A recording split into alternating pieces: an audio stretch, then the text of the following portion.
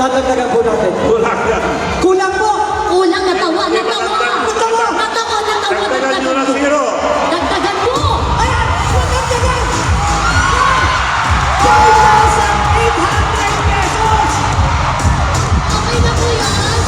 Approve na ba? Approve na? Ha? Kalma. Diba?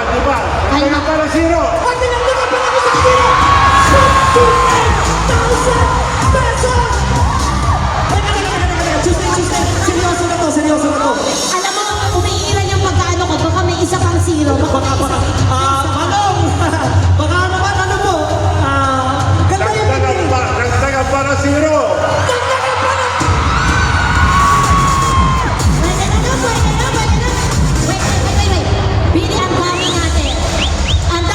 Bini. Correct, tama ba Isipin mo mabuti. 580, okay na ba yun? 580,000 pesos ang dami natin. Alam mo, sa totoo lang, wala naman tayong control dito. Ang tanong lang dito, ano? Okay na po to? Or... Yeah. Dagdagan para zero.